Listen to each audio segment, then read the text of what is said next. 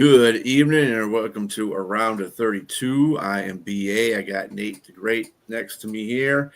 What up? We're gonna go into these games so we can get ready for Thursday night. So who you got on Thursday night? We got the Jets and the good old Patriots. Mm-hmm. The Jets are 28th total offense. The Patriots are 10th. Scoring offense, the Jets are 24th. Patriots are 8th. Total D, the Jets are 19th. And the Patriots are 8th. And scoring defense, Jets are 26th and the Patriots are 6th. Injuries, cornerback Ezria Thomas is out, and wide receiver Garrett Wilson is out for this game. Not good. You have is under on this one, yeah. So right now, the Patriots are 12.5-point favorites at home, and the Jets, the total for the game is 43.5. So they expect a blowout. Yep. I think the Jets been playing fine, but I just think the Patriots are going to be too much for them. And then without Garrett Wilson, that's just one less target they got for Justin Fields. So, do you think the defense keeps them in the game at all? Shows any pride? Not really. No. Nope. So you're probably taking. This is an inferior team. The teams that the Jets have just played are not inferior like the Patriots. Our Patriots are playing really good. So normally I don't take that big of a cover, but I think in this case I probably will. I think it could get very ugly for AG's team because the way Drake May's playing, this team is just, the Patriots.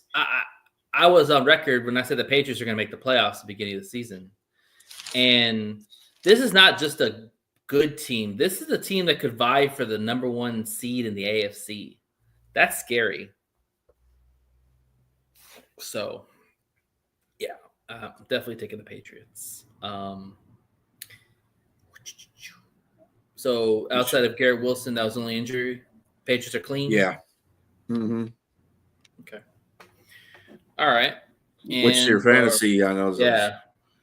Well, Garrett Wilson was going to be my guy, but I forgot he's out. I'm going to say Breece Hall. I think that if the Jets want any prayer of a chance of keeping this game close, they have to be able to run the football. The Patriots' run defense is what? What's the Patriots' run defense ranking?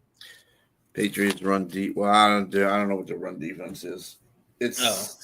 I don't think it's that elite. So I think that it's probably middle of the pack. I think I don't think they're. Patriots run defense is where they at? Oh, they're number 1 against the run. Oh shit! Wow. Okay. Well, I guess I was wrong. Yeah. So. Yep. Oh man. Hold yourself for that one. Yeah. Oh man, I don't know who the hell to pick on now. Who's their second receiver? Is it Lazard?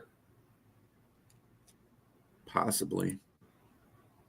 God damn. Yeah, I don't know. Whew.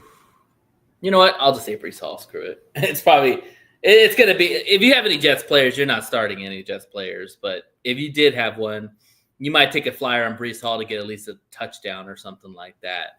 But yeah, it's going to be tough sledding against that number 1 run defense. And then on the Patriots, yeah, pretty much. And then on the Patriots, I am going to go TreVeyon Henderson. I think that he had a really good game last week, and little by little, he's outseeding Ramondre Stevenson. And I think that TreVeyon at some point is going to be the feature back because of his speed and the ability to catch out of the backfield and the burst. And so I'm going to say TreVeyon Henderson tonight, and I picked him up for fantasy too. So. If anything else, he can hold on to the ball. Doesn't seem like. Yeah, but if he gets in space, he's like Gibby, man. He's lightning in a bottle. Like you're not going to bring him down. So I think they're going to give him some more opportunity, especially if this game gets out of hand. you definitely will see him get more carries. But let's move on to the Commanders and Dolphins. This game is going to be played in Spain. Olé. Madrid. Madrid, yeah. First time in Spain ever. The last games of the foreign games. Like you're happy about that one. Mm-hmm. Back to the mainland. The Dolphins are a 2.5-point favorite at home or in Spain. And the Commanders and Dolphins total is 47.5. Tell me, what's going on there? So the Commanders are 18th in total offense. Dolphins are 25th in scoring offense. The Commanders are 21st. The Dolphins are 26th. Total defense, Commanders are 30th. Dolphins are 24th.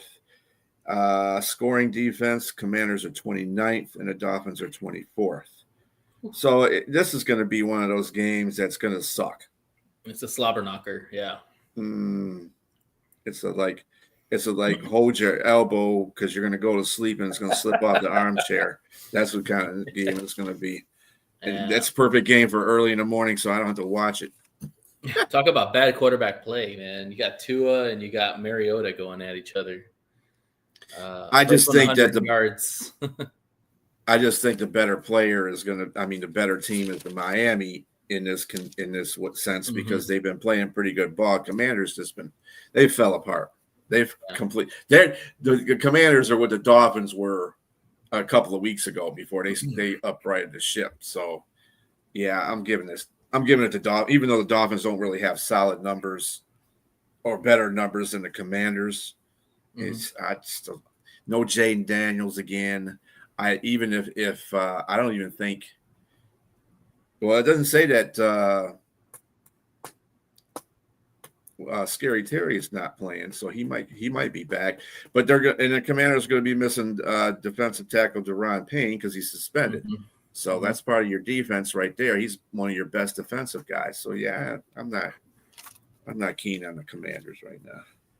Yeah, it looks like Scary Terry. I don't know if he's on the injury report. I haven't seen anything on him, so he must be full to go. That helps a little bit.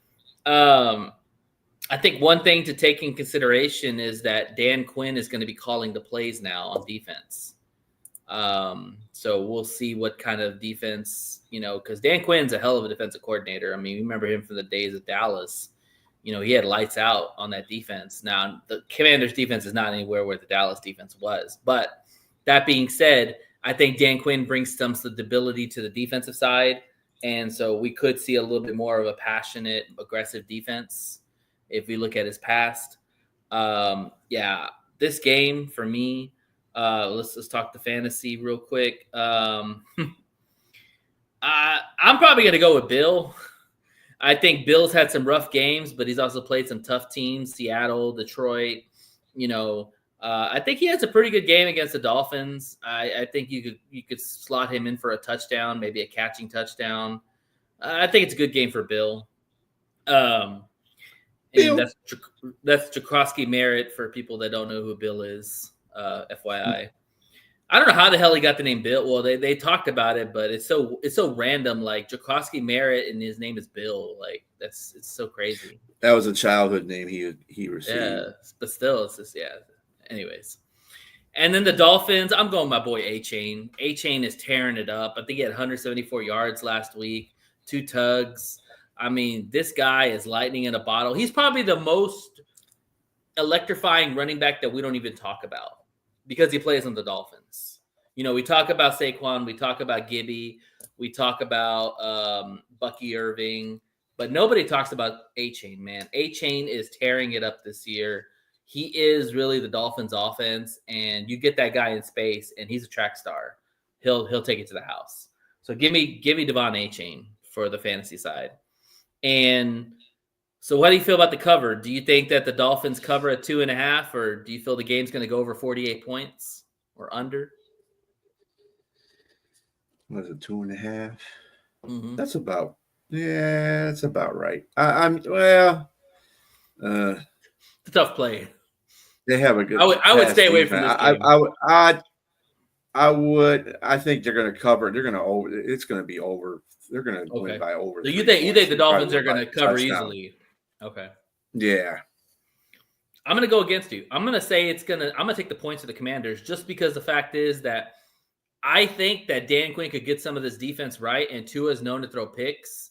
And so if the Commanders have a chance of winning this game, it's probably by a field goal. I don't see either team blowing either one out. I think they're both putrid offenses, and they'll keep it close. That's why the cover is 2.5. So I think it could be won by a field goal. But I'll take the Commanders with the points. All right. Bears and Vikings. Vikings are 3-point favorites at home. The total is 48.5. Talk to me. So Bears are third in total offense. Vikings are 24th. Bears are 7th in scoring offense. Vikings are 21st. There's a disparage. That's a disparage in the offensive side. But check this out. The Bears are 27th in total defense, and the Vikings are 12th. So funny, right? Our Bears are 28th in scoring defense, and the Vikings are 18th. So I mean, and right now the Bears are going to be so far without a safety, Jaquan Brisker, linebacker T.J. Edwards, wide receiver Ja'Day Walker, and the Vikings maybe. I've seen they had a DNP, but the day for today. But the day before, linebacker Jonathan Greenwood was limited practice, and tackle Christian Darrisaw was full practice. So they both have DNPs today, though. So that's up in the air. Yeah. Yeah, you never want to see him go from practicing to DNPs. That's not good. Yeah. Maybe could be a day of rest. It could be Vikings day of rest. You know, every team has their day of rest that they have. So normally it's usually Wednesday, but yeah, maybe they changed it up. Yeah, definitely. Or they're a veteran and they just don't want to practice them too hard. All right. So as far as the fantasy side for the Bears, I'm gonna go Caleb, man. I think Caleb last week had 2 rushing touchdowns. I think he threw a touchdown too. I think, or maybe he didn't. Maybe just he rushed for only 2. But I think that against a Brian Flores defense, it's going to be very hard for him to pass the ball on this defense. So I think that his feet are going to be a big asset.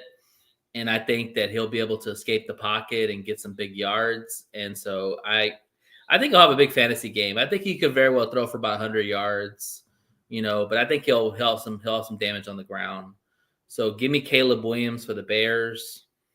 And for the Vikings, wow.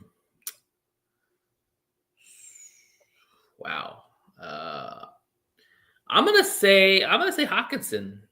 I think Hockenson has a big game. Jetta just does not seem. I mean, part of it's because JJ McCarthy's throwing the ball, but Jetta just doesn't seem like Jetta from past years. I don't know if he's just not engaged or what's going on. He just doesn't seem like the Jetta past. I'm gonna go Hockenson. I think he catches a touchdown, probably gets 100 yards. I don't like the guy, but I think he's gonna do well. The Bears are terrible at stopping tight ends. So yeah, give me Hockenson. And do you think the Vikings cover at 3, or do you think the game goes over 49 points? No, it's not going over 49 points. Do you think a defensive game kind of, or low scoring? Yeah, it's defensive bet. I kind of like the 2.5 they're giving Minnesota because it's at home. Mm-hmm. They'll probably win by a field goal because Minnesota's offense isn't exactly firing us, and they're not asking a lot. It depends on if Chicago can stop the run. That's really what's going to be the point in that. Yeah, they stop the run. JJ's not going to have any kind of. He's not going to be in for no good passing game because he's not doing well. I mean, he's doing good enough, but he's not. He's like 100, and I think he averages like 150 yards per game. So, looking at that, yeah, they got to stop the run. But I think the Vikings will pull it out with a field goal. Yeah, I think this is interesting play because the Bears have been pretty hot lately. Now, yes, they haven't really played anybody. But I think a lot of people like the Bears in this game, and I think that they'll put some money down on the Bears. So I think definitely they'll take the points with the Bears. This is a division rival game. You know, we saw this with the Lions and Vikings. Anything can happen. If Caleb can play well against a Brian Flores defense, this tells me that Caleb's taking another step forward in his maturation. But I think a lot of people expect Caleb to struggle because he has struggled in games. But like again, he makes plays with his feet. So if you're asking me, I'd probably take the Bears in the points. I do agree with you. I do think this game goes under. I do not think they're going to put up 25 points in each team.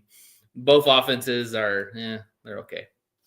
I think that too, on top of it, the way the Bears have won the last couple of weeks against some bad teams, they had to come back against Cincinnati, and if it wasn't for the fact Cincinnati sucked on defense, you know, they wouldn't have won that game. Then they beat the Giants. They beat the Giants in the fourth quarter because the Giants self-destructed with Wilson as a quarterback instead of putting in 30 for 30. It goes as far as the Commanders, man. Remember the Commanders game? They turned over the ball like 3 times just by their own forced ways. They didn't even force the turnover. It was just a bad handoff or something like that.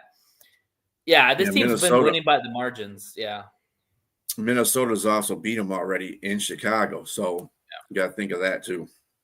Yeah, this team is won by the margins, and I think you brought up a great point. They've played sorry teams and they barely won, so that's never a good sign. So the Vikings are a little bit more of a better team. I wouldn't say they're like a world beater or anything like that, but it will be a new challenge for them, especially for Caleb Williams. So I'll definitely be tuned in watching that game. All right. Bengals and Steelers. The Steelers are 5.5-point favorites at home. The total is 49.5. What's the report say? Bengals are 22nd on offensive total. The Steelers 29th. Bengals are 13th in scoring offense to the Steelers 16th. Bengals are 32 in both total defense and scoring defense. They're in last place in both of those.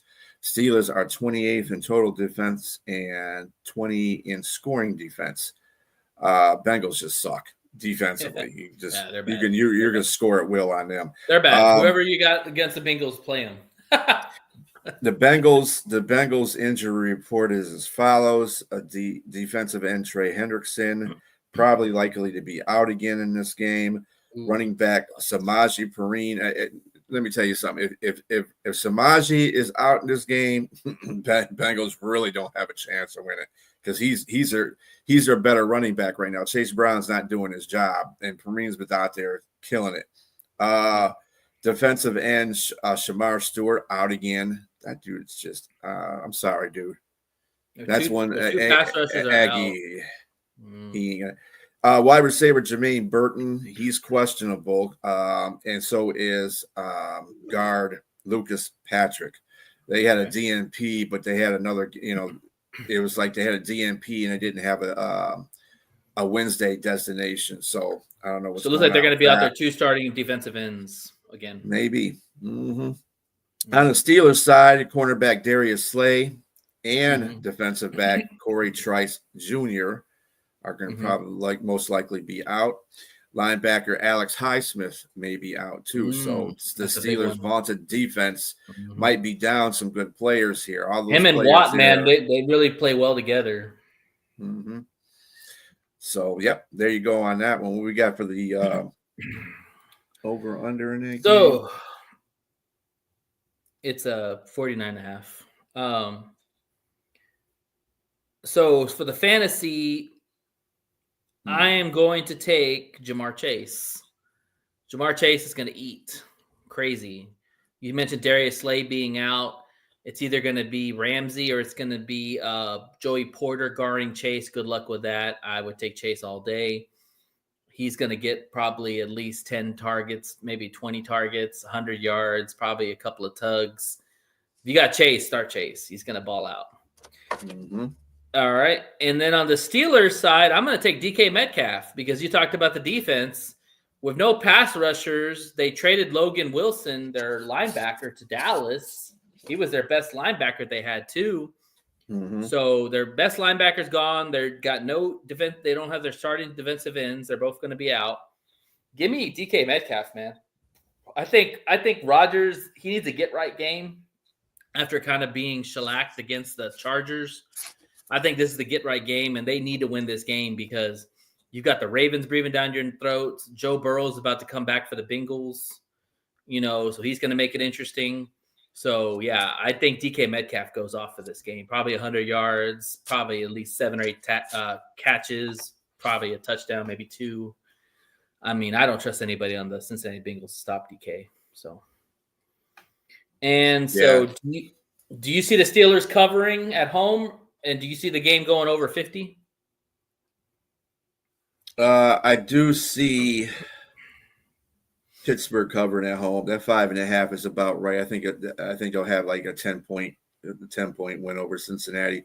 Cincinnati's just they're falling apart. I'm sure they can't wait until Burrow comes back. I mean, Flacco's been doing fine for what he's been able to do, but he can't play defense. So that's what's killing. It's a tough ask. It's a tough ask for 40-year-old Flacco to be able to go out there and have to play defense. Generate offense every possession. That's what they're gonna have to do. I'm gonna take the points. I'm gonna take the points with the Bengals because it's a division rival game. Both teams can put up points. We saw what Joe Flacco did against Mike Tomlin's defense in Cincinnati. So he can put up some points, and you got Chase and Higgins. So that's all day. I think it's won by a field goal. And so I would take the points with the Bengals. But you're right. It could be a blowout too. But I'm going to take the points with the Bengals. All right. Buccaneers at Bills. The Bills are 5.5-point favorites at home.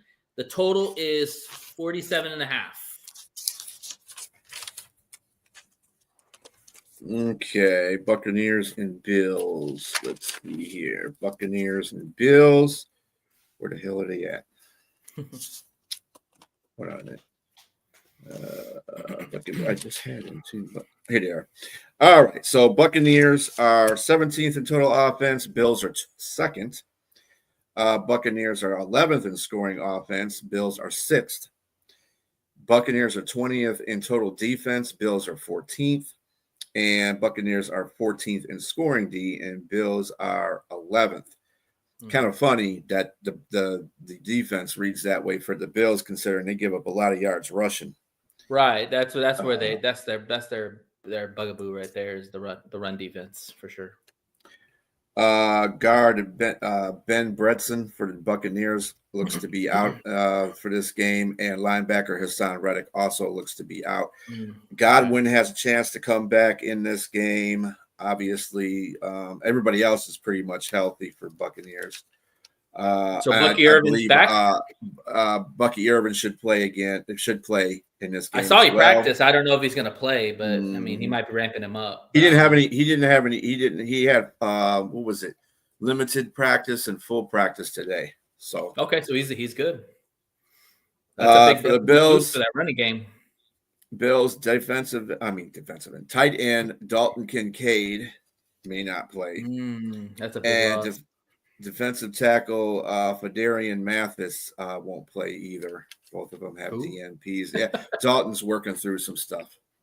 So but Dalton's a big target for Josh. I mean, he doesn't have a lot. Yeah, Dalton's one of them. All right. As far as fantasy for the Bucks, oh man, I'm gonna go Emeka Egbuka. I mean, Emeka Egbuka has been tearing it up, and you mentioned Godwin's going to come back. So if Godwin does come back, it makes Emeka even more dangerous because not all the coverage will be on him. It'll be on Godwin too, and Bucky's back too. So you have to pay attention to Bucky in the backfield or even on the flat. So I'm going to say Egbuka. I think Egbuka has a 100 yards, maybe a touchdown or two. And as far as the Bills, I'm going Cook. I think that for the Buffalo Bills to have success in this game, you have to have Cook run the football. If Cook is not able to run the football, you're putting a lot more pressure on Josh Allen. And, Todd Bowles loves to throw those blitzes. And so you got to get Cook going. You got to get him cooking. So I'm going to go Cook. He's one of the best fantasy running backs this year, and they desperately need him to have a good game. So, do you think that the Bills cover at home, and do you think the game goes over 48 points? This is going to be a tight game. Yeah. I think if Bucky Urban is playing, they have real problems with it. They still have problems with run defense, Yeah. even in wins that they had. They did a pretty good job against Carolina when they played Dowdle, but he still had some significant runs in that game. Right. They just were able to shut most of that down. This is Tampa Bay, though. They have a very good offensive line. And like I said, if Urban plays in this game, it's going to be a long afternoon for Buffalo. Yeah. I think they're going to win. I'm not taking the points. I'm going under on that. I think that. I'm with you. I'm with you. I'm taking the Buccaneers with the points. I think 5.5 is a lot for these two teams. Baker Mayfield's playing at a high level. He's getting his weapons back. Even though it is on the road, Buffalo has shown that they are suspect to playing down to competition at times. So you mentioned the Panthers and all that, and they lost to the Dolphins. But yeah, I definitely would take the points for the Buccaneers. I think I agree with you. It's going to be a close game. I think it's going to be a shootout. I think you very well could see Baker and Josh Allen just dueling it out because both quarterbacks can score. So, and can run the ball too. So we'll see. All right. Chargers at Jaguars. The Chargers are 3-point favorites on the road, and the total is 43.5. What you got? Chargers are 8th in total offense. Jaguars are 19th. Chargers are 13th in scoring offense. Jaguars are 18th. Chargers are 4th in total defense. Jaguars are 23rd. Chargers are 8th in scoring defense, and the Jaguars are 20. There's no Thursday reports, so I didn't see anybody really. A lot of the DNPs were rest. That was for yesterday, but today I didn't see any reports. There was nothing on there, so I hate that. They should be, this kills me about these injury reports. They always are. Yeah. They kind of write them down on your website. They don't want to give anybody a leg up on anything. They try to hide their stuff, and they're supposed to. Right. So, but anyway. All right. Let's see here. So for the Chargers, I am going to go with I'm going to go Herbert. I think Herbert is playing really well, and I think that because he knows he's out both his tackles, he's going to have to get the ball out quick. And I think that Herbert does good in this game, maybe gets a couple of touchdowns, probably throws for over 200 to 300 yards. Yeah, I'm gonna go Herbert on the Chargers side, and at Jacksonville's side, I'll probably go Jacoby Myers. He caught a touchdown in the last game, and I think Jacoby Myers is kind of getting more familiarized with this offense. Brandon Thomas might be back this week too, so that's going to help Jacoby Myers. They lost Hunter for the year. So basically, it's going to be the Jacoby Myers and Brandon Thomas show, and Ingram. Oh, no, Ingram's on Denver. No, I'm sorry. So, yeah. So, give me Jacoby Myers. Do you think the Chargers are going to cover at 3.5? I'm sorry, 3 points. And do you think the game's going to go over 44 points? I think the Chargers win by a field goal, so they should cover. The only reason why I'm saying that is because their offensive line is still banged up. Now, they did a very good job against Pittsburgh, but I think Jacksonville offensively, even though I don't like Trevor Lawrence, I think their offense is better than Pittsburgh. So if they can, or the defense is better than Pittsburgh's right now. I mean, because they're consistent at least. Pittsburgh, take the ball away. They'll play one good. They'll play one good game, and then they'll play an ant game, and then they'll play another good game. Pittsburgh just totally. I don't know what defense is going to show up in their games. Right. So, yeah, I think Jacksonville is going to give that offensive line a little bit of a flex. So I'm still taking the Chargers though. It's probably going to be. I'll take the cover too because it's 2.5 on mine. So that's 3 points. Yeah. Like in my pick'ems, I'm taking Jacksonville on this one. For the reasons you mentioned about Pittsburgh, the last game, Pittsburgh sacked Herbert 5 times and hit him 9 times. And so if there's one strength that Jacksonville really has is their ends. Shortfall. Yeah, It's possible. I mean, they have momentum. They're playing better. There's no doubt. Yeah, Washington is exactly where the Dolphins were like 2 or 3 weeks ago. So that's why I say I think Dolphins will win that game. But yeah, that's fine. Yeah. Go for it. So back to what I was saying, the Jacksonville strength for me is a defensive line. I mean, when you have Josh Allen 2.0 and you have Trayvon Walker on the other side, they're going to put pressure on those tackles. And the one thing is, if you can put pressure on Justin Herbert, he's not as good. And they really don't have a running game. I mean, Vidal's their running backs. They don't really have their starting running back. Omari Hampton's still hurt. So this could very well be a tough game for the Chargers. That's why I'm taking the points with Jacksonville. And I think this game's going to be under. I don't think it's going to both offenses are not really that good. We mentioned all the injuries that the Chargers have. So it's going to be a 1 or 2 point game? Yeah, probably by a field goal, yeah. I mean, well, that would cover. Unless you're picking it would push. Yeah. Yeah, because if the Chargers win by a field goal, it pushes. But but in my case, I'll take the points. So either way, they win by 3 or they lose by 3, they're good. So yeah, I think this game's gonna be interesting for the Chargers because, like I said, those tackles being out for Herbert, that's a huge loss, man. Like any team that loses 2 tackles, find me success in those situations. They're lucky they've won some games. Well, I don't know how. Well, I mean, he did very good against Pittsburgh after Pittsburgh, had that real good defensive game. Right. So I thought, he got sacked 5 times and they still won. Yeah. I picked Pittsburgh to win that game because of everything that the Chargers were going through. But Chargers still found a way, and they beat the hell out of Pittsburgh. It wasn't like they just beat them by a field goal. They beat the crap out of them. So yeah. So if you follow that analogy, they should beat Jacksonville, but we'll see what happens. Yeah. All right. Packers versus Giants. Packers are a 7-point favorite on the road. The total is 42.5. All right. For the Packers, we have their number 12 in total offense. The Giants are 14th, surprisingly enough. Packers are 15th in scoring offense. The Giants are 24th. Packers are 5th in total defense. The Giants are 29th.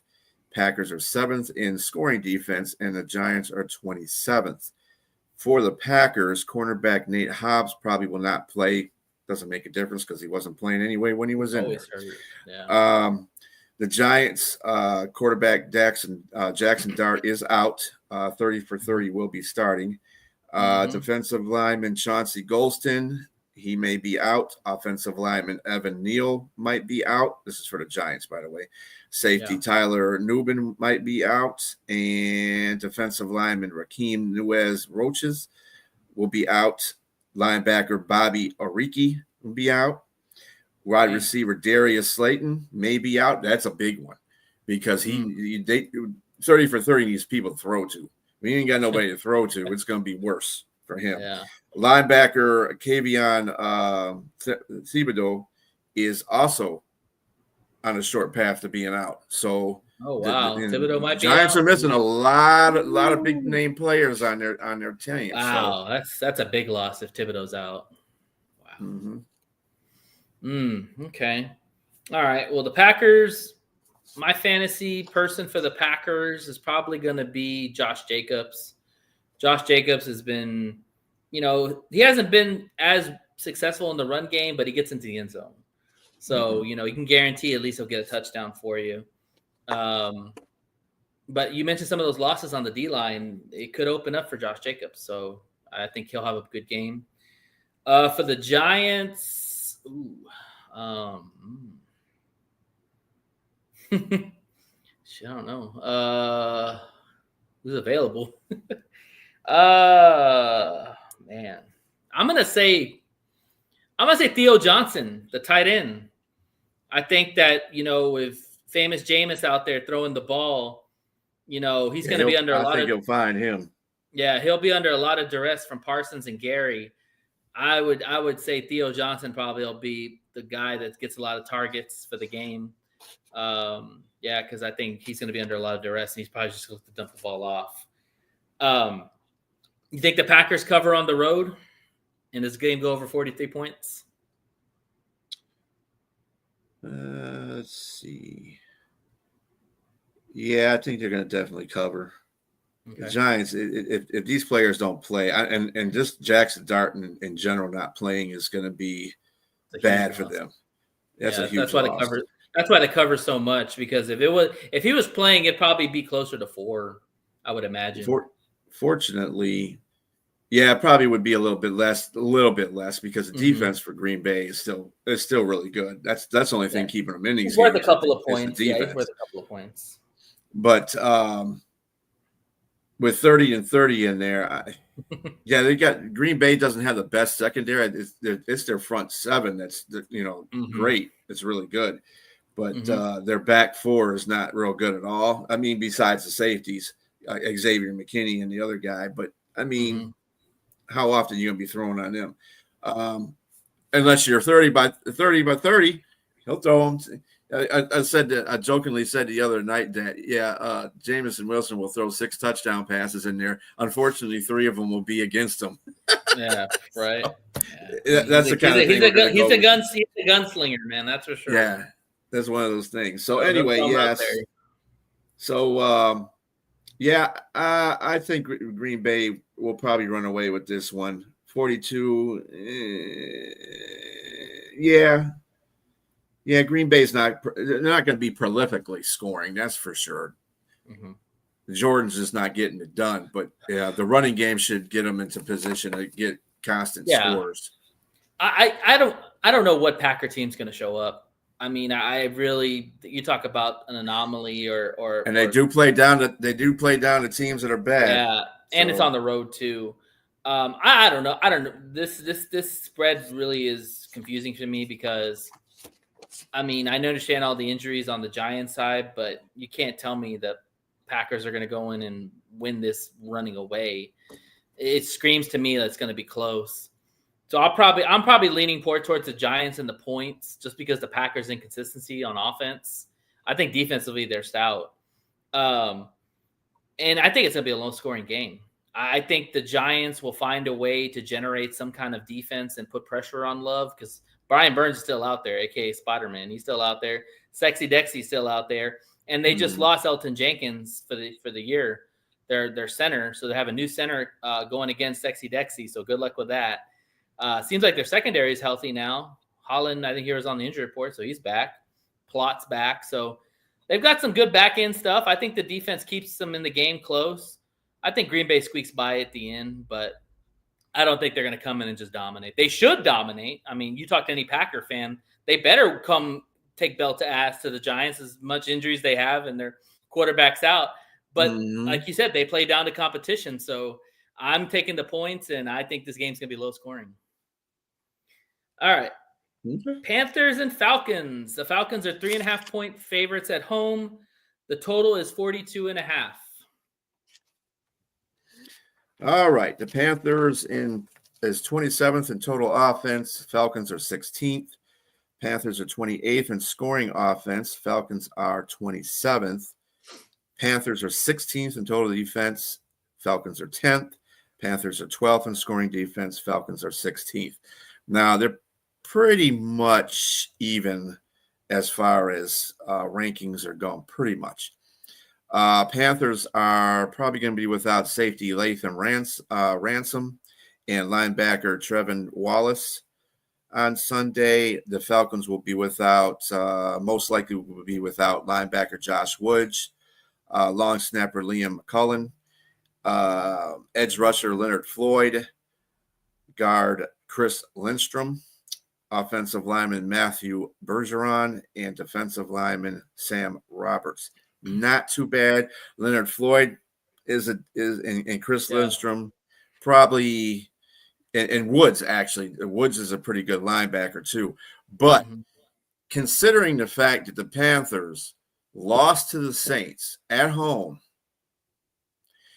Now, and we can go all the way to the beginning of the season and say, well, they blew out the Falcons, like, you let them score but that was in the beginning of the season. Yeah. Now I think the Falcons are pissed off. The Falcons are pissed. They're in games. They just ain't winning games. That's the thing. They're not closing. They're not closing the games out. They're not closing the games out. But with this being the Panthers in their division, and they just got their butts kicked by them in the beginning of the season, I think they're going to come back for revenge in their own house. Mm-hmm. I think they're really going to I think they're just going to spank them, to tell you the truth. I think the Panthers are looking to get beat up in this game. Okay. So for the Panthers, fantasy-wise, I'm taking Rico Dabble. The guy's running really well. I think that if Carolina has any prayer of a chance of winning this game, because I do agree with you, I do think the Falcons are going to try to take it to them, especially if they're losing to them early. And it's a division game, and it's at home. If they have any chance to win this game, Rico Dowdle is going to have to do well. He's going to have to keep the ball running, get touchdowns, keep close to this game. For the Falcons, I'm going Bijan Robinson. I think Bijan Robinson's out for a breakout game. He's kind of been quiet a couple of games. You mentioned the close losses and all that. I think Bijan has a breakout game. This one, probably over 100 yards, probably a couple tutties, maybe 65 yards out of the backfield. I mean, the guy's going to have a stellar game. I'm just going to call it. So you think the Falcons are going to cover at 3.5 and the game's going to go over 43 or under? Yeah, I think it's going to go over, and I think the Falcons are going to cover. Okay. I think it's going to go over. I think the Falcons are going to have one of those breakout games, unfortunately for our pal Sonia, but I just think it was great the first time. Nobody saw that coming, especially how bad Atlanta played. Now, Atlanta has been Jekyll and Hyde, but really so has Carolina. True. And, Carolina shouldn't have lost in New Orleans. Mm-hmm. And they shouldn't have beat Green Bay, but yeah, exactly. You right. know what I'm saying? So that's the NFL in a nutshell right there for you. Yeah. Yeah, I would take the cover on the Falcons. I don't like the 3.5 because I think that's, they could win by a field goal. But I think if the Falcons come out like they should come out and really play hard with Bijan and Drake London playing well and Pitts being involved, Penix looks like he's playing better. They've had a lot of close games, so I think that this is kind of like one of those games where, like, okay, guys, we're playing our division rivals. We're at home in front of our crowd. Let's show them what this real Falcons offense looks like. And I agree with you. I think they probably win by at least a touchdown. I do agree with you on that. But I do think, the game will probably go over because I think that the Panthers will put up some points, but I think the Falcons will. They're going to have to, yeah. Yeah, definitely. All right. Texans versus Titans. The Texans are 6-point favorites on the road. The total is 37.5. That tells you right there all you need to know. That's a low total. Well, it's funny. Remember this game. Mm-hmm. The first game they played, the Texans shut out the Titans. 26-0. 26-0. Mm-hmm. So that's a good line right there. And Stroud plays the game. Yep, Texans are, and he's not playing in this one. Exactly. It's Davis Mills' turn here to run the show. Even with that being said, Texans are 15th in total offense. Titans are 32nd. Yeah. Texans are 19th in scoring offense. Titans are 32nd. Yeah. It's been tough. The Titans offensively are what Cincinnati is defensively. They suck. Yeah. The Texans are number 1 in total defense. The Titans are 25th. The Texans are number 1 in scoring defense. Titans are 30th. This is why I say this is going to – I don't know why people think this is going to be an upset. It's not going to be an upset. It's not. I don't care who's running the show. I don't care if it's C.J. Stroud. I don't care if 30 for 30 came over. I don't care if Russ Wilson was the quarterback of this team. They're going to win this game, and they're going to do it pretty convincingly too. Okay. Now, I don't know if it'll be a shutout because it is in Tennessee. They'll try to do something. They might get a field goal. But the Texans injury report, of course, we already said that C.J. Stroud is out. Tight end Harrison Bryant may be out. Kicker Fairbairn might be out as well. Okay. Safety Jalen Petrie might be out, and tight end Dalton Schultz is a iffy. He didn't play, or he didn't have a destination on Wednesday, and he had a DNP today. So I don't know what's going on with that. On the Titan side, safety Xavier Woods is where he usually is on the injured report. So he probably won't play. So that's just another piece of their defense they won't have with him either. So not looking good. All right, let's see here. So for the Texans, I'm going to go Mr. Woody Marks because, like, really, at some point, Woody Marks has to succeed Chubb, you know, and I think that this very well could be the game where he finally outsnaps Chubb at some point. He's just a young guy who can get to the has good speed, can get to the end zone, can catch the ball in the backfield. I'm going to go Mr. Woody Marks for the Texans. And for the Titans, man. Whew. Oh, shit. Oh, man. I guess Tajay Spears, man. I mean, again, if you got Texan players on your team, I'm not starting them. I'd sit them on the bench. But Tajay Spears, man, he might be good for a couple of good runs and maybe breaks one for a touchdown. He's probably the feature back. I mean, him and Pollard are kind of still 1 and 2, but at some point, Tajay Spears got to take that role. Just like we talk about Woody Marks. He's 24 years old. He's young. He's got a lot of speed. Pollard is not the same after that injury. So, yeah, I'm going Tajay Spears for the Titans. And do you think the Texans are going to cover on the road? And do you think the total is going to go over 38? They're going to cover, but the total is going to be, I even think it might be less than that.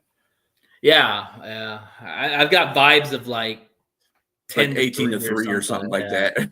Yeah, something like that. But I will say this.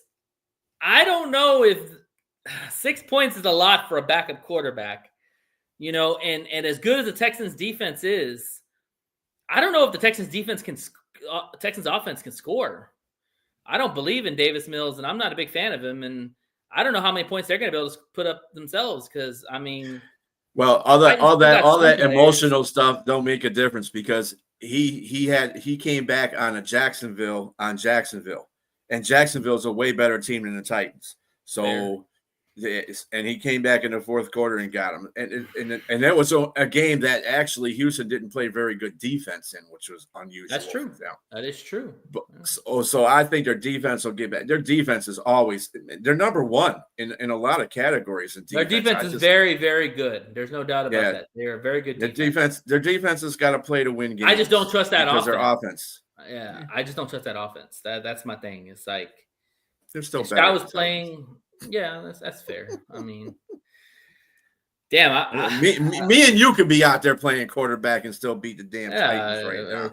Yeah, Texans don't have an offensive line either, so I don't know. They keep saying that, but they keep winning games. So I don't know. This is kind of a coin toss for me. I probably would say, you know what? I'll go Texans covering, but I don't feel good about it. I would not bet this game at all. I'd stay away from it. It's a division rival game. At some point, the Titans are going to get a win, I would assume. So, you know, don't bet on this game. So, well, they got a win against the Cardinals, and the Cardinals gave them that win. So that tells you something. Just before we go to the next game, the injury reports have come out for tonight. For the Patriots, running back Ramondre Stevenson won't be playing, and wide receiver Travion Henderson time. Also, wide receiver Kayshon Boutte is not going to be playing. That's a big loss. Also, tight end Austin Hooper won't be playing, and linebacker Christian Ellis, which I think he said he wasn't going to be playing anyway, but he's not playing. So there you go. I love when I pick somebody and I say, "Yep," and that's exactly why I said start Travion Henderson, because I kind of figured Ramondre Stevenson would be out of the game. He's going to be the feature back. Let's go. All right. 49ers versus Cardinals. The Niners are 3-point favorites on the road. The total is 48.5. All right. The Niners are 11th in total offense. The Cardinals are 21st. Niners are 23rd in scoring offense. The Cardinals are 20th. They're 20. The 49ers are 21st in total defense. Cardinals are tied with them as well, 21st. And the 49ers are 15th in scoring defense, and the Cardinals are 19th. Now, in saying this, and there was no Thursday report, so I don't know what's going on with that. I didn't see anybody that had a DNP by them for Wednesday, and there was totally no Thursday report. So, I would say I think that Purdy's coming back in this game. Yeah. Also, Persall is coming back in this game. Persall. Yeah, and the Cardinals are still starting on Jimmy or Jacoby. What's his name? Jacoby Brissett. And they're running. They don't have, their running backs are still Bam Knight. I just gotta say this. Looking at both these, I like the 49ers because Cardinals just can't. They're tripping over themselves. The offense has gotten better, but the defense is acting like they can't stop anybody all of a sudden. Yeah. I don't know what to another key injury to add to. Marvin Harrison Jr. is out right now. He had surgery on his hip, I think, or something like that. So he's going to be out a couple of weeks. Let's see.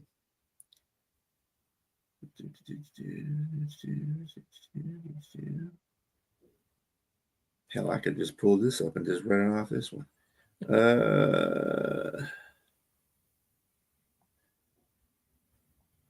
Oh yeah, he's gonna be out. Yep. So there you go. Yep. He's gonna be out, Mike. But do you know who's just to put in something for fantasy? Michael Wilson.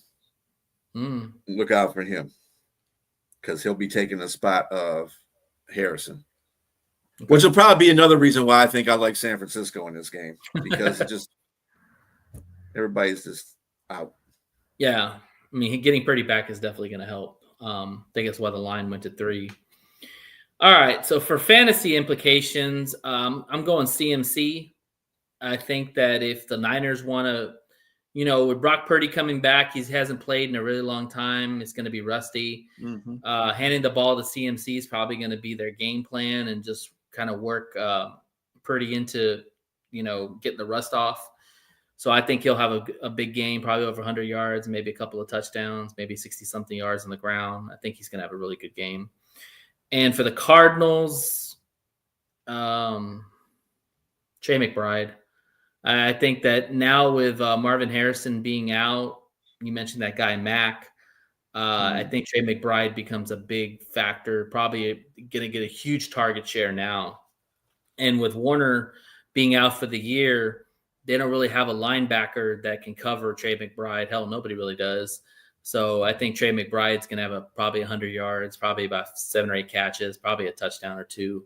So he's going to be in line for a big game. So from what you said, it sounds like you think the Niners are going to cover at 3. Oh yeah. Okay. I like both of these numbers actually. Yeah. And so you think the game will go over 49.5 or 48.5? I'm sorry. Yeah. Okay. Yeah, I think the game will go over. Man, I just don't know what Brock Purdy's going to look like. I mean, they're going to try their best to stop CMC because they know that that's their heart and soul. Jacoby's played well at home. That's another team that just hasn't been able to get out of their own way. They've lost close games. They played them within the margins. I'm going to take the Cardinals at home with the points. I think that they keep it close, and I think that, it's going to take some time for Purdy to get back into the swing of it. So I think Jacoby can get a win this game. So Cardinals are 18th against the run. And I mean, if CMC goes off, it's over. It's over early. But if they can stop CMC, although the 49ers are 27th in rushing offense, which is amazing enough.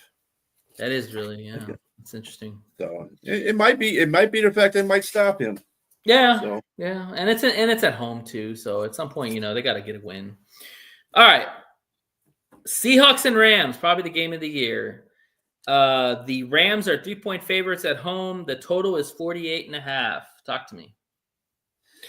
Seahawks are number 9 in total offense. Rams are 5th.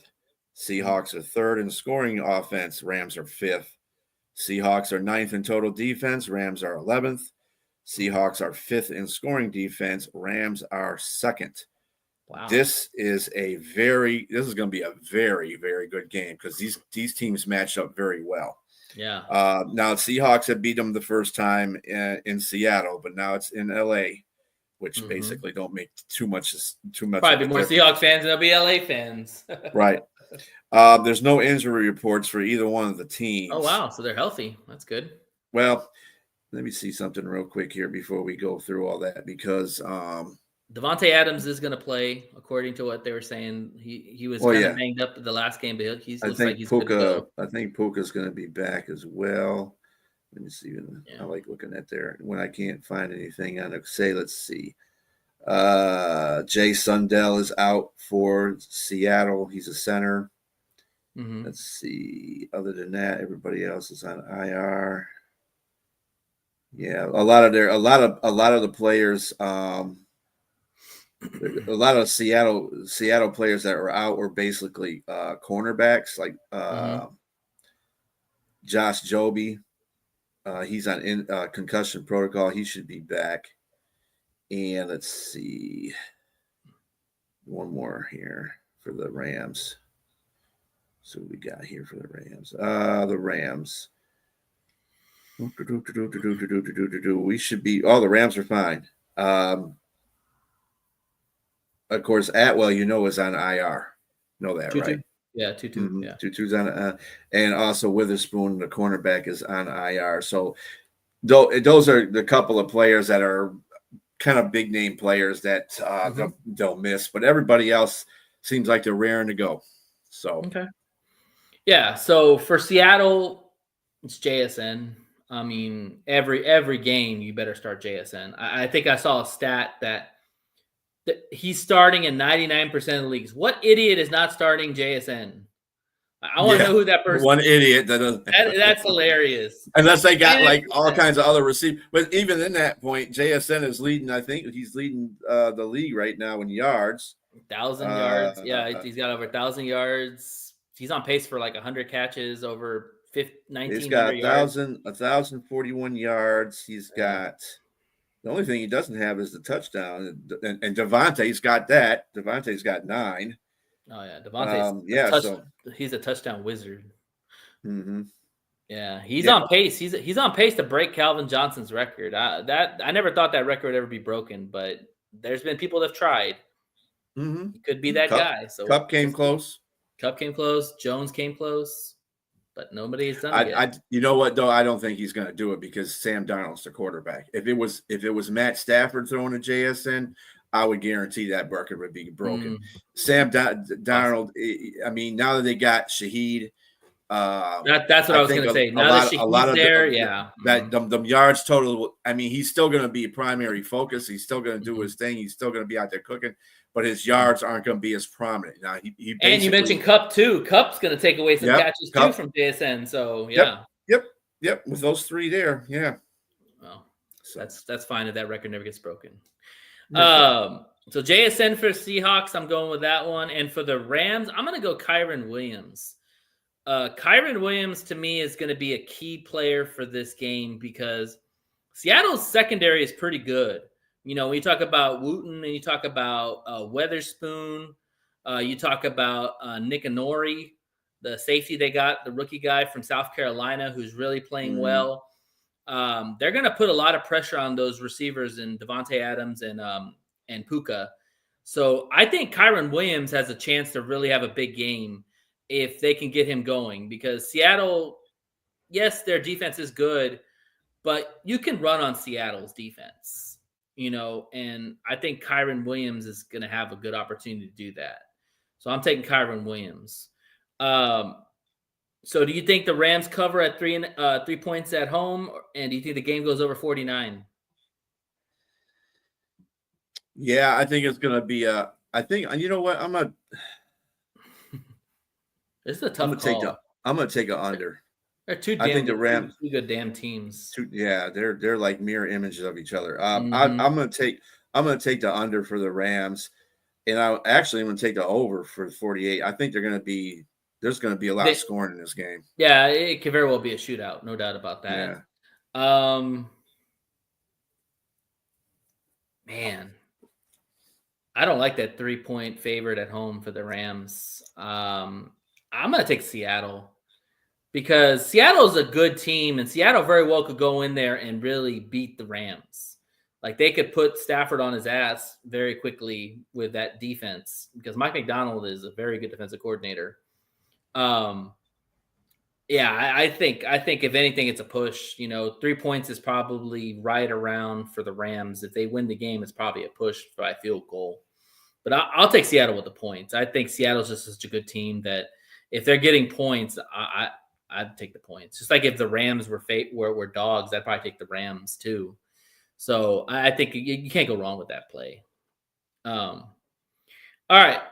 Chiefs versus Broncos. The Chiefs are 3.5-point favorites on the road. The total is 44.5. All righty. The Chiefs are 7 in total offense. Broncos are 13th. Chiefs are 9th in scoring offense. The Broncos are 17th. The Chiefs are surprisingly 6th in total defense, and Broncos are 3rd. And Chiefs are 4th in scoring defense, and the Broncos are 3rd. So it's closer than people think in the defensive department. Pretty much. Pretty much running back Isaiah Pacheco may not be playing in this game. That's big. For the Broncos, tight end Nate Atkins is doubtful. Running back J.K. Dobbins is doubtful. Linebacker Jonah Ellis is doubtful. Linebacker Alex Singleton is doubtful. And, of course, cornerback Patrick Surtain is going to be out as well. He's going to be out because he's not going to come back until after the bye. In fact, this is the last game, and then they have the bye, and then he comes back. So you need Patrick Surtain versus those receivers. All right. For fantasy implications, I'm going with Xavier Worthy for the Chiefs. I think without Patrick Surtain, I would definitely go after that Moss guy that Denver has or Jahad Barron, the rookie. I would definitely go Worthy. And Worthy's familiar with Jahad Barron because they both played at Texas. So I definitely think that they'll be matched up, and I would take Worthy for probably a big touchdown. I think, he's kind of like Jamo Williams. He's going to be a guy that's either going to get you 40 points or he's going to get you 10 points. But I think Worthy's going to be a big factor in this game against that secondary. I'm surprised you didn't say Rashid Rice. I think Rashid Rice is going to have a field day with this game. The reason why I say Rashid Rice is because as good as Rashid Rice is, he's not a burner. Worthy is a guy who you could put in gadgets. You can put him in go routes. Rashid Rice is a burner too. Well, but compared to Worthy's a 4.2 speed guy. That's all I'm saying. So Rashid's pretty much a 4.2 speed guy too. They all have. Yes, that's why they got Rashid Rice. No. In fact, you don't look thing. fast on the field. He gets caught a lot of times. The thing about it, Buffalo wanted Rashid Rice in a draft, and they're I don't know why they traded with. He's fast, but he's not Worthy fast. Worthy broke the record at the combine, but I get what you're saying. You can't go wrong. That's a combine record. That don't mean crap to me in a game time situation. All you have to do is play bump and run with Worthy, and he's out of the game right there. If you're taking a shot, Rice is a little more. That's all I'm saying. I'm just saying. Yeah, I get you. You can't go wrong with either one of them. And then Denver, since you mentioned J.K. Dobbins is probably out, I'm going R.J. Harvey. I like R.J. Harvey. I think that he was drafted in the second round. They like his speed. They like ability to catch out of the backfield. He's another guy. J.K. Dobbins has been playing really well. So this is J.K. Dobbins' team as far as running the football. But since he's going to probably be out or banged up, I think R.J. Harvey gets a big target share in this game. So, and he's been coming along little by little. So give me RJ Harvey for the Denver Broncos because I really don't think you're going to be able to run a lot on that Chiefs defense, but they can use RJ Harvey out of the backfield too. He's got ability to catch the ball out of the backfield, get him on a linebacker, make it tough for those guys to cover. So I'll go with him. And then, so the Chiefs, do you think the Chiefs will cover on the road at 3.5? And do you think the game goes over 45?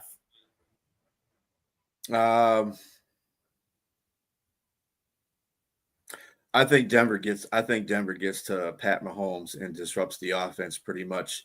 I'm taking the Broncos at home. Yeah. It might be the way that Denver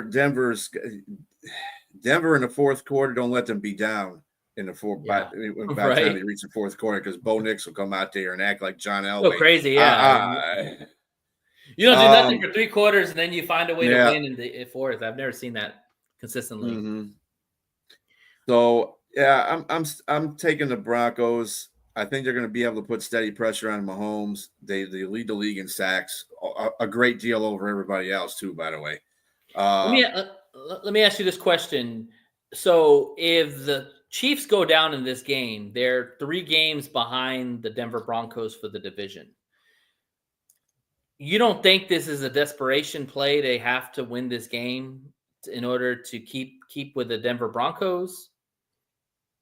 I mean, if it hasn't been a desperation play by now, it ain't going to be one this game. I mean, I look at it like this. You should be playing desperate football all the time. You know who you got in your division.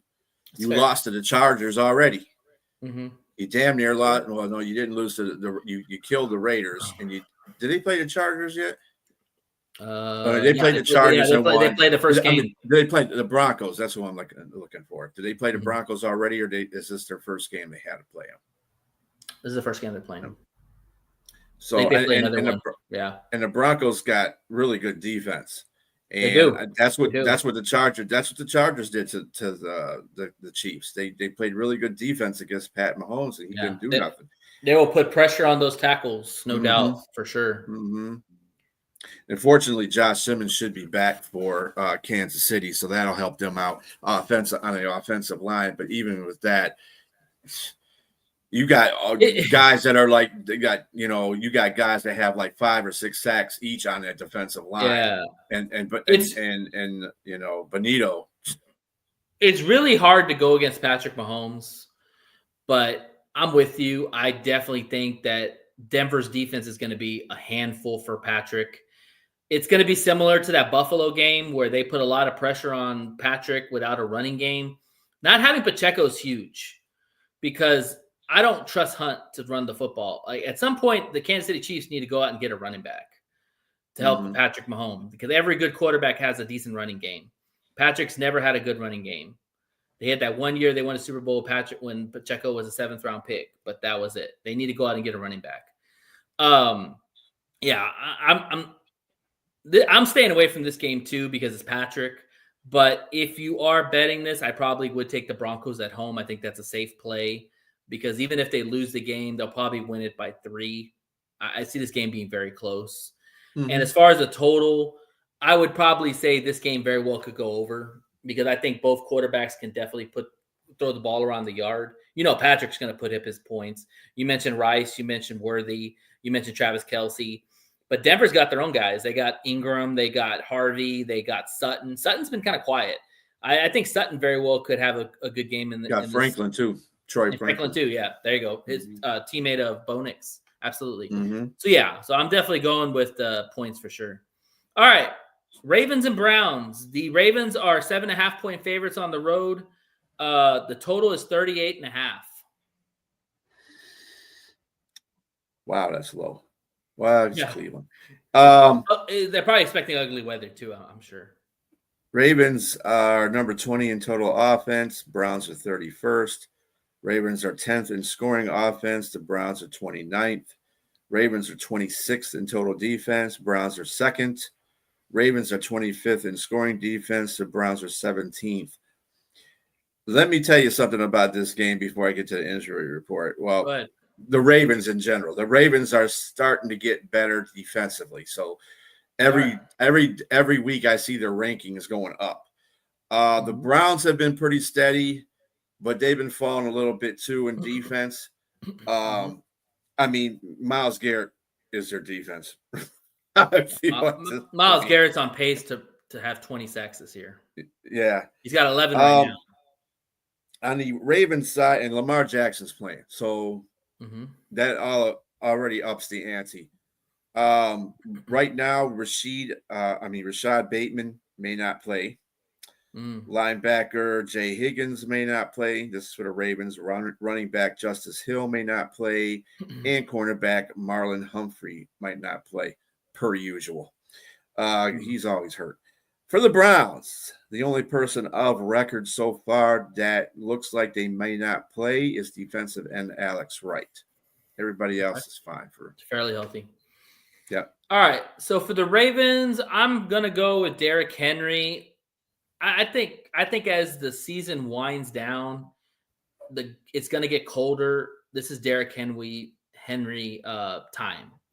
This is where I think Lamar is going to lean on Derrick Henry, especially with Myles Garrett, bearing down on Lamar Jackson. I think they have to get the running game going. So I'm thinking a heavy dose of Derrick Henry, probably 100 yards, probably a couple of touchdowns. This is going to be a very ugly game. I think the reason why the line is so low is they're probably expecting ugly weather, maybe snow. This is the time of year where the weather's starting to get ugly. I mean, looking right now at the Jets and Patriots, looks like they're snowing there already. So yeah, this is the time where the weather starts really turning. I think so. Yeah, so I'm going to take Derrick Henry with the Ravens, and then for the Browns, Quinshon Judkins. I mean, if the Browns want any chance of hell of winning this game or having a chance, is Quinshon Judkins has to get the ball. He has to be successful running against that Ravens defense. But I think they could do that because the Lions had success early in the season running against this Ravens defense, and they're still fairly healthy. I mean, they just don't have Madubuike inside. They have all their other guys. So I think Quinshon Judkins very well could be a guy that could keep this game close. 7.5. What do you feel about that cover? I think that's a lot for a division rival game. Well, you got the Lamar Jackson factor in the whole situation. Fair. I think that's and notice something about you in your fantasy picks. You never pick quarterbacks. You just pick running backs and wide receivers. Those are the givens. You gotta know what the quarterbacks are. I'm not starting Gabriel, and I'm not starting Lamar Jackson. Of course, the given. I'm thinking outside the box, giving some other people some hope. But thank you for pulling that out. But anyway, Lamar Jackson is. I think it's just that the Baltimore offense will do just enough, and the Cleveland defense, can't stop Lamar Jackson like they can stop any typical quarterback that they play. And it's a division game. Baltimore's defense can probably stop Cleveland's offense pretty much. Like I said, their defense is getting better every game. Yeah. So as long as that happens, I don't know. I don't want to say not 7.5 because Lamar Jackson. I'm staying away from 7.5, bro. That's a lot on the road. That's a lot on the road to cover it. Again, but Lamar Jackson is no different than Patrick Mahomes. I mean, that's fair. Happen. That's fair. But you look at who they're going against. The Cleveland Browns defense is pretty good. Yeah, I mean, we talk about Myles Garrett. Patrick Mahomes could be going against the Broncos defense, which is about as good as. Yeah, it's probably better than the Browns defense at this point of the year. What was the Browns defense? Oh, sorry. What was the Browns defense? They were second. The Broncos were third, but in scoring defense, the Broncos are third, and the Browns are 17th. Oh, so wow. Okay, so it's not much of a difference, but it is a difference. Yeah. Mm-hmm. But yeah, I mean, and they gave Kansas City 3.5. If it was a 3, I would definitely go with the cover for the. You can bend my arm backwards on that. I mean, I think the Ravens did pretty good against Chicago or Minnesota when they played them in Minnesota. Yeah. Of course, it wasn't Cleveland's defense. You know what? I'm going to take Baltimore, but I'm taking the under on that one because I Oh, I I'm don't think definitely, they're I'm going to definitely get taking the 7.5. under. I'm telling you, man. I think it's gonna be ugly weather. The, That's a the low 38 total. the 38 Yeah, and a half points might be fine, but yeah, 7.5 is much too much to give that Ravens offense, even with Lamar. I think so. And we haven't really seen, to be honest, we haven't seen the Ravens put up a whole bunch of points. Like even their wins, they've been kind of okay. They haven't really looked like world beaters on offense. That's why I say it's going to be like a Derrick Henry type of game.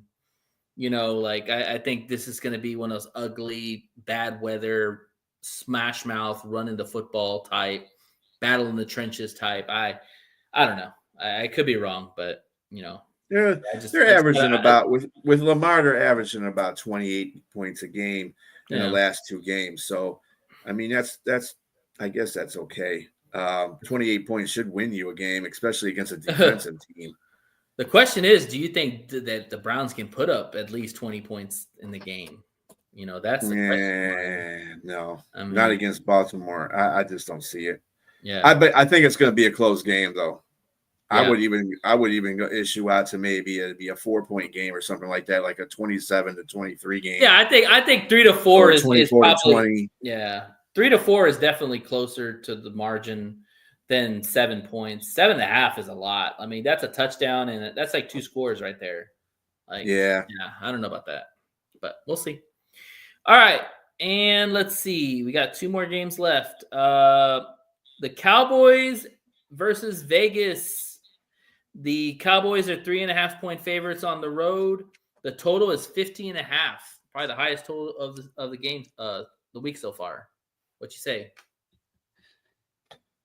Cowboys are 4th in total offense. The Raiders are 30th. Cowboys are 4th in scoring offense. The Raiders are 31st. Cowboys are 31st in total defense. The Raiders are 15th. It's bad. It's like switch. Just like Cowboys the Bengals. They're like the yeah, Bengals of the NFC defense. yeah. The Cowboys are the second worst team in defense, and the Raiders are the second worst team in offense. So the Cowboys are 31st in scoring D, and Raiders are 20th. Mm-hmm. Just by the, I mean, their offense sucks, and they're going against a defense that sucks. I mean, I know something's going to give. Let's also add they got some players. They got Logan Wilson from the Bengals. He's going to start. Quentin Williams is going to start for them, and they got Overshown that's coming back too. So I'm saying better. Yeah. Oh, you're talking about the Raiders? Yeah, this is gonna be the first game against that defense, right? So with the new players, yeah. Mm-hmm. Yeah, and I'll tend to agree with you. I think the Cowboys defense will be a whole lot better, at least stopping a run. So I don't think For sure, is yeah, going to absolutely have a very good game against that middle of the line. Their front seven should be pretty legit. Out. Like outside of the I don't know about the secondary, but their front seven should be pretty good.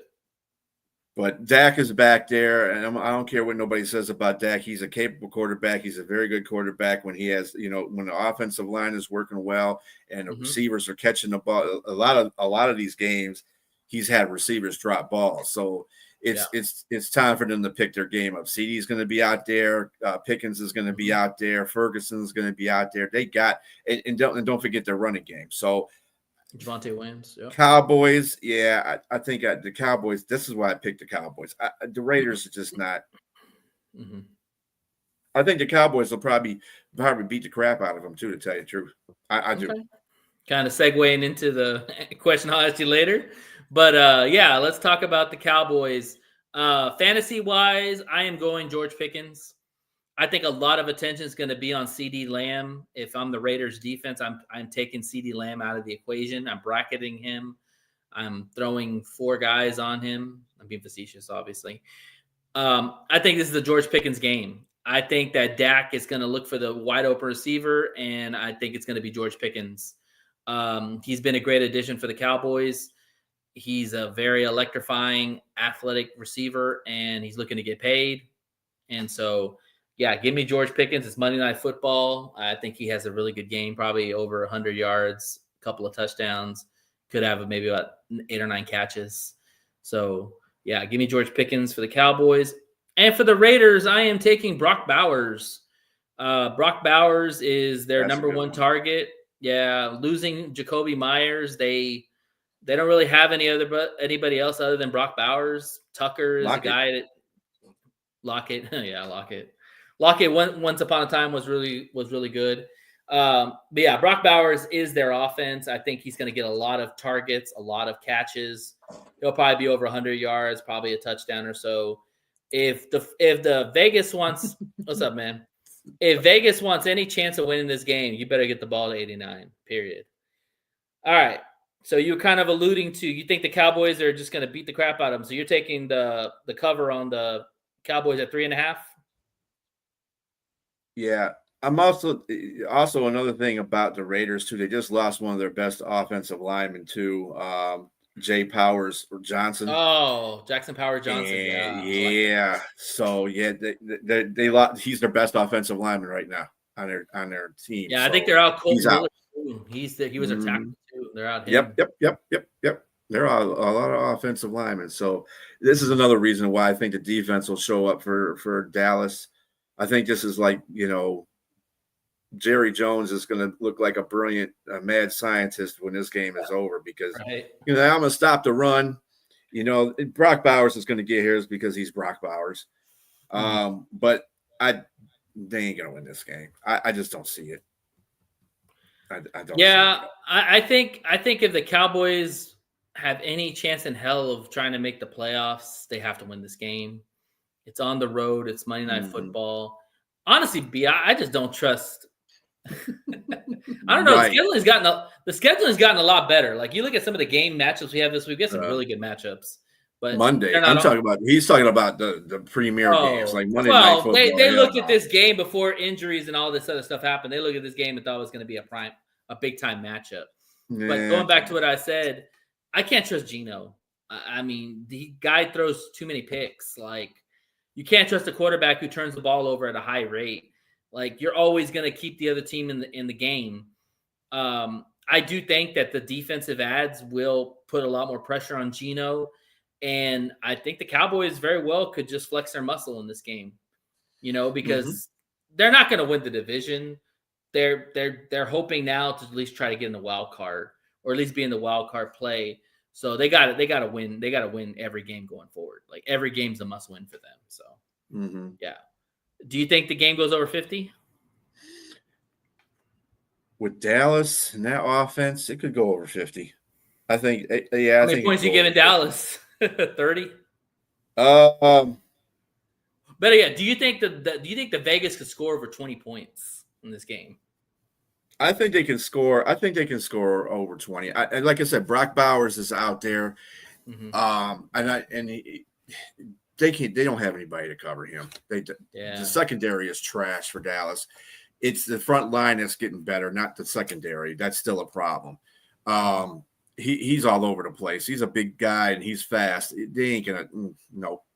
They also got to get Genty. They also got to get Genty too. Yeah, Genty's not going nowhere. But Brock Bowers will put it in. I think he'll score 20 points by his damn self, to tell you the truth. He's got a great matchup for sure. Yeah. So yeah, I could see them going over 50 on this. Yeah. Yeah, I tend to agree with you. I think that this is probably looking more like a blowout for the Cowboys. So I think they'll probably put up 30 to 40 points, and who knows, Vegas maybe puts up 20 or something like that. Again, it comes out of Geno Smith. If Geno Smith shows up like the guys we've seen in the past, that you're talking an over game. But if Geno Smith shows up like he's been playing like he's played lately, forget it. Cowboys should run away with it. Okay, Robbie, calm down. All right, and to finally wrap up the matchups, are Lions versus the Eagles. The Lions are 2.5-point underdogs. Eagles are favored at home.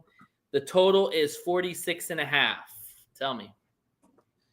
All right, the Lions are 6th in total offense. The Eagles are 23rd.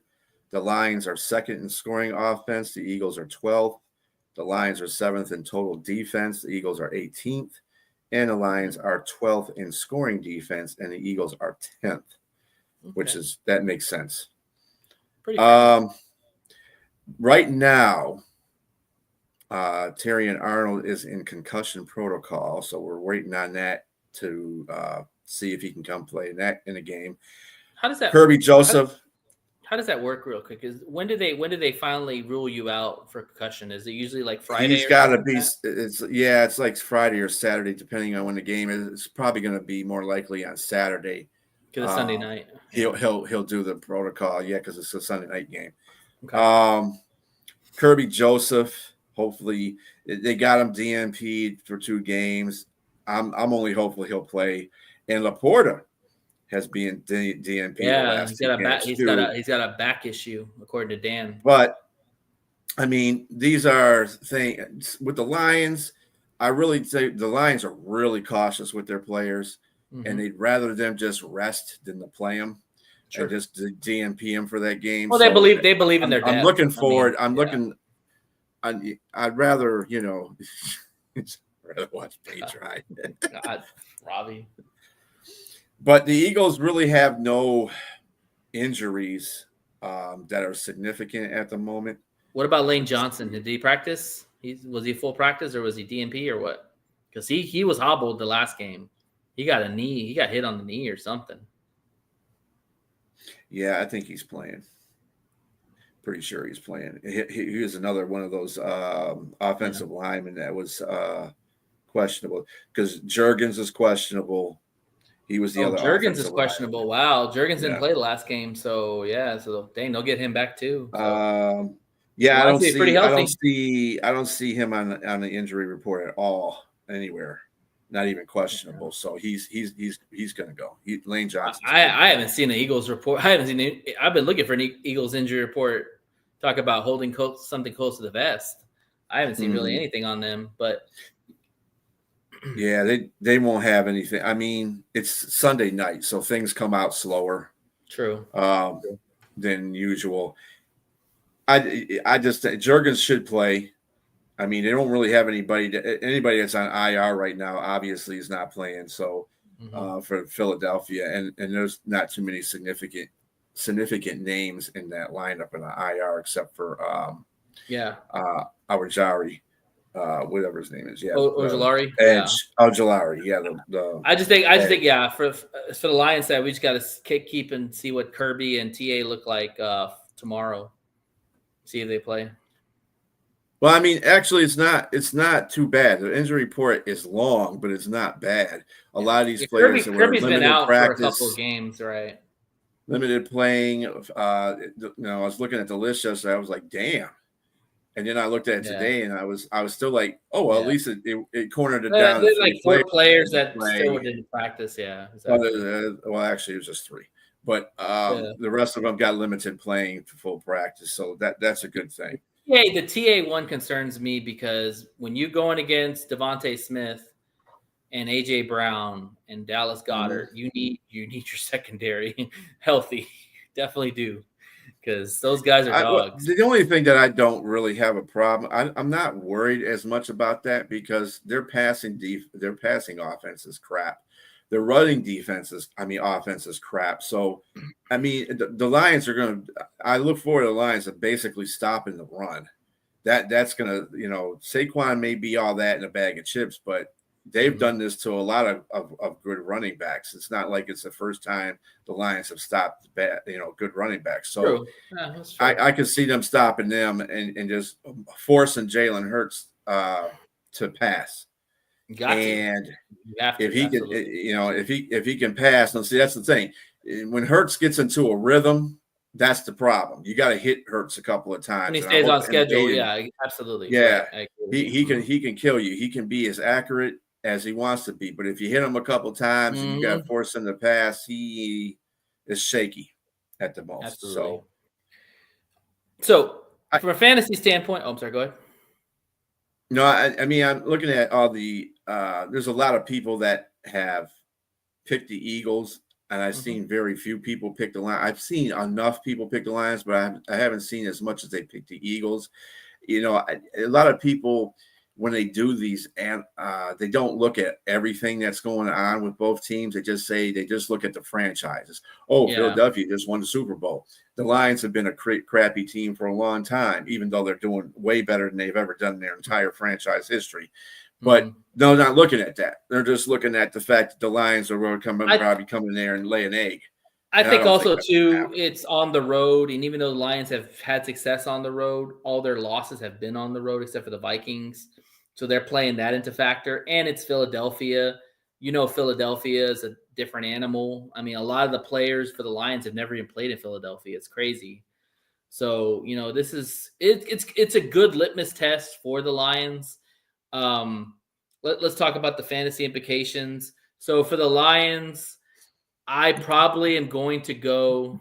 It's a rat with wings. Eagles, yeah. That's hilarious.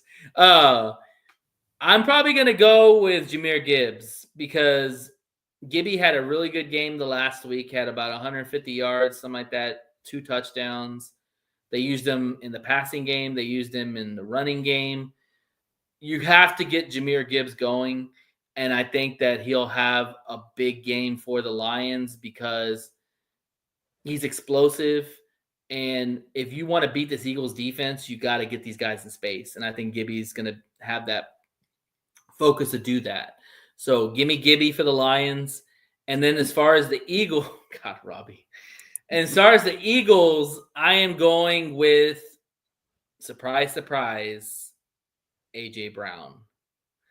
I'm telling you right now, I've listened to talk radio all week, and A.J. Brown's been chatting a lot about his mental state or whatever the hell is going on with him and the issues he's having with the offense and all that. I can almost guarantee you they are going to find a way to get A.J. Brown the ball early and often. And one of the things that's concerning too, and we didn't mention this about the secondary, is Meek Robinson showed up on the injury report with a possible hamstring injury. So he didn't practice today either. So, you know, it's going to be a tough matchup, and I think A.J. Brown gets. I'm not buying that anyway. It's just something that he just showed up. He's not. He's playing. He's playing. I think Arnold will play. The only person I'm just saying he's not 100% healthy is what I'm saying. He's not. 100%. I don't even see him on this injury report. There's he was added. He was added on today. He wasn't on the report yesterday, but he was added on today because I saw it earlier. Oh, yeah. Dan will probably talk more about it. Yeah.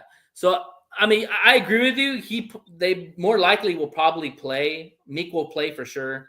TA 50-50. But the thing is, they're not a hamstring. You know how hamstrings are. They're nagging. And you're going to have to go against A.J. Brown more likely. It's going to be a tough matchup. So I'm taking A.J. Brown. I think he really bounces back. Probably gets over 100 yards, maybe a touchdown or so. I think they're really going to try to get him the ball because they see that, you know, the secondary for the Lions is banged up and they're going to let Jalen Hurts try to air these out. Now, whether or not it's successful, who knows? But I'm just saying, I think that A.J. Brown's going to have a big game.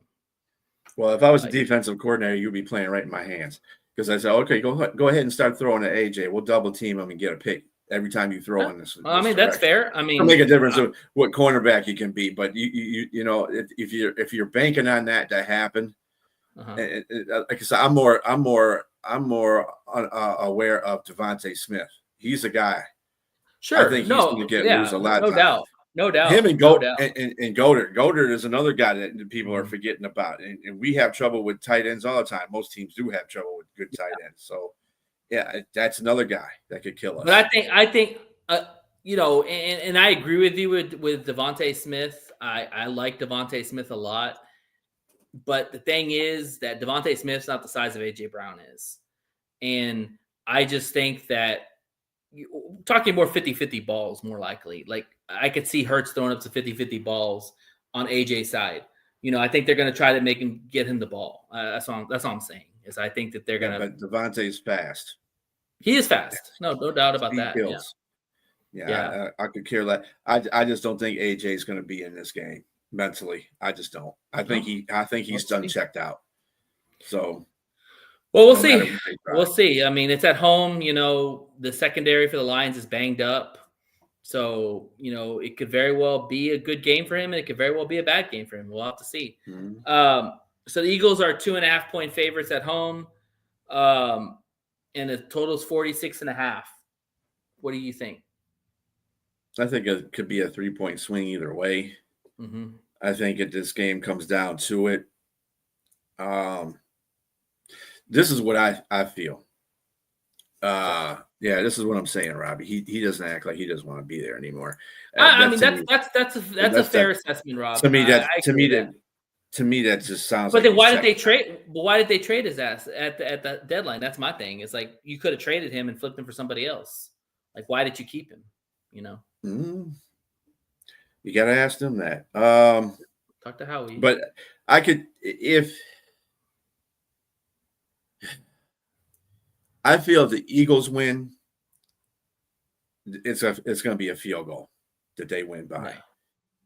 If the Lions win, that means their offense came out, and I think their offense is going to put some points on Philadelphia. I think it could be anywhere from a 7 to 10 point win, only because their offense. See, the Eagles played Green Bay, but Green Bay's offense is nowhere near what the Lions' offense is, especially with Dan calling the plays right now.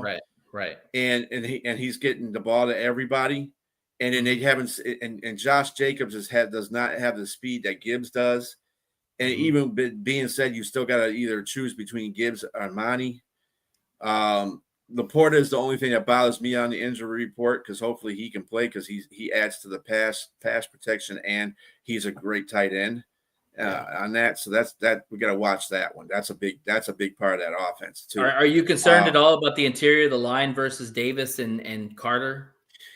I think that if Dan is going to be calling plays, he's gonna understand what the offensive line is like. Like I said, Morton doesn't know all the players like that, like he does.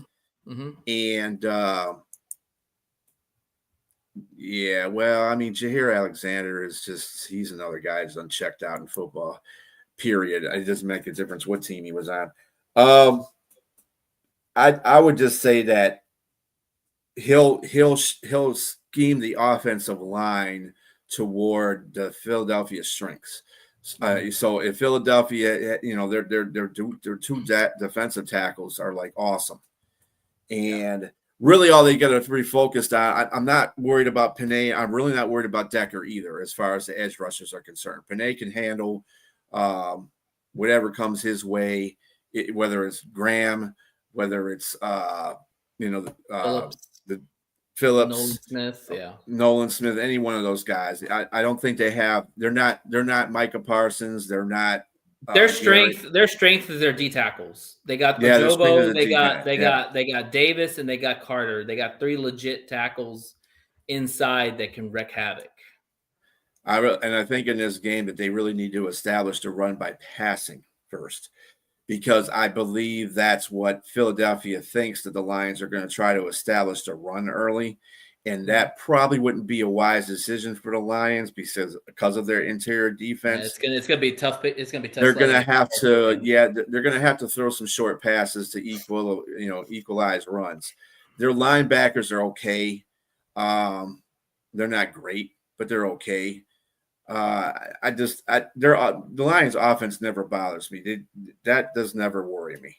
Yeah. So I think they're going to get points. It's just what the defense does. If the defense doesn't, they got to bottle up Saquon. They got to do a decent job covering the pass and doing a decent job pass rushing, getting to Hurts a couple of times so it shakes them up a little bit. They can do that. They should win this game. But if that fails, this swings the pendulum into whatever Philadelphia does. So Philadelphia can win this game by a field goal. So I think if the Lions can keep the Eagles in third and long distances, I agree. That favors the Lions. If it's on schedule and you're talking 3rd and 5 and 3rd and 4 or 3, that's tush push territory. All they got to do is run the ball a couple of times, and they'll get into the 4th and 1 or 3rd and 1 situations. So it's going to be key for the Lions to get them on those 3rd and longs. That's what the Green Bay did, basically. They put them in 3rd and longs themselves.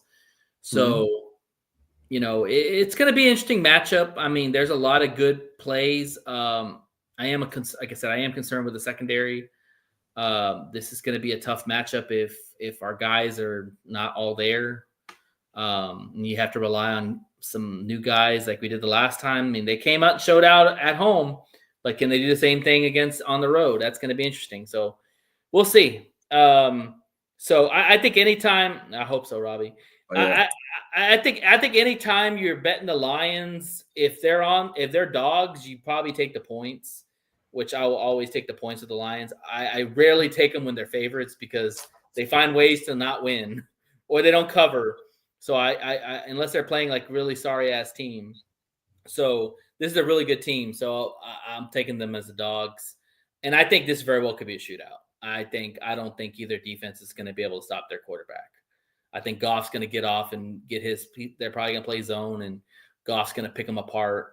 And Jalen Hurts can very well get some deep shots on us and, score some points. So I think it's definitely going to be a high scoring game.